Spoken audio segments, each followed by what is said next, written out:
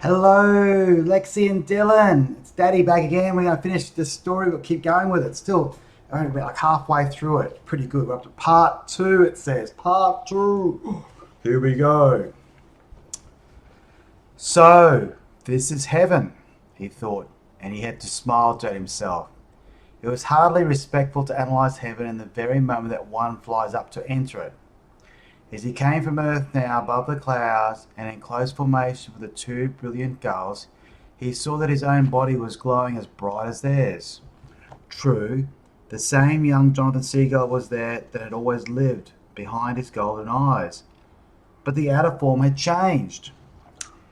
It felt like a seagull body, but already it flew far better than his old one had ever flown. Why, with half the effort, he thought, I'll get twice the speed, twice the performance of my best days on earth. His feathers glowed brilliant white now, and his wings were smooth and perfect as sheets of polished silver. He began delightedly to learn about them, to press power into these new wings. At 250 miles per hour, he felt that he was nearing his level flight maximum. At 273, he thought he was flying as fast as he could fly, and he was ever so faintly disappointed. There was a limit to how much the new body could do, and though it was much faster than his old level flight record, it was still a limit that would take a great effort to crack. In heaven, he thought, there should be no limits. The clouds broke apart, his escorts called, "Happy landings, Johnathan," and vanished into thin air. He was flying over a sea towards a jagged shoreline. A very few seagulls were working the updrafts on the cliffs. Away off to the north, at the horizon itself, flew a few others. New sights, new thoughts, new questions. Why so few gulls? Heaven should be flocked with gulls. And why am I so tired all at once? Gulls in heaven are never supposed to be tired or to sleep. Where had he heard that? The memory of his life on earth was falling away. Earth had been a place where he had learned much, of course, but the details were blurred. Something about fighting for food and being outcast. The dozen gulls by the shoreline came to meet him, none saying a word.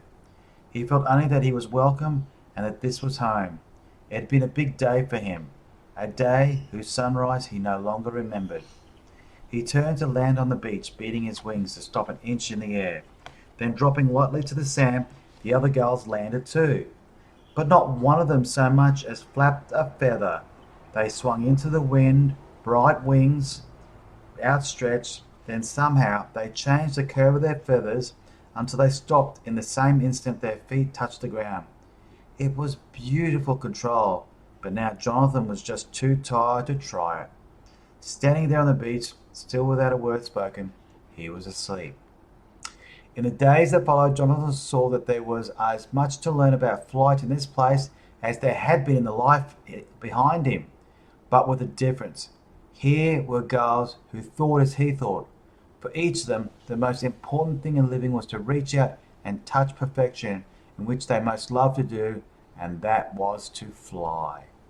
They were magnificent birds, all of them, and they spent hour after hour every day practicing flight, testing advanced aeronautics. For a long time, Johnathan forgot about the world that he had come from, the place where the flock lived with its eyes tightly shut to the joy of flight, using its wings as a means to the end of finding and fighting for food. But now and then, just for a moment, he remembered. He remembered it one morning when he was out with his instructor while they rested on the beach after a session of folded wing snap rolls. "Where is everybody, Sullivan?" he asked silently, quite at home now with the easy telepathy that these gulls used instead of screes and gracks. "Why aren't there more of us here? Why, where I came from, there were..." "Thousands and thousands of gulls, I know," Sullivan shook his head. "The only answer I can see, Johnathan, is that you are pretty well a 1 in a million bird. Special, eh? Most of us come along ever so slowly. We went from one world into another that was almost exactly like it, forgetting right away where we had come from, not caring where we were headed, living where we were headed. Living for the moment. Do you have any idea how many lives we must have gone through before we even got the first idea that there's more to life than eating or fighting or power in the flock? 1,000, John, 10,000, and then another 100 lives until we began to learn that there is such a thing as perfection. And another 100 again to get the idea that our purpose for living is to find that perfection and show it forth. The same rule holds for us now, of course. We chose our next world through what we learn in this one. Learn nothing and the next world is the same as this one. All the same limitations and lead weights to overcome. He stretched his wings and turned to face the wind. But you, John, he said, learned so much at one time that you didn't have to go through 1,000 lives to reach this one. In a moment they were airborne again, practicing. The formation point rolls were difficult, for though the inverted half, Johnathan had to think upside down, reversing the curve of his rings, and reversing it exactly in harmony with his instructors. Let's try it again, Sullivan said over and over. Let's try it again. Then finally, good. And they began practicing outside loops. Oh, there we go. So there's Johnathan Livingston Seagul in heaven and learning new things. Let's see what he gets up to tomorrow. Love you, babies. Mwah! See you soon. Bye.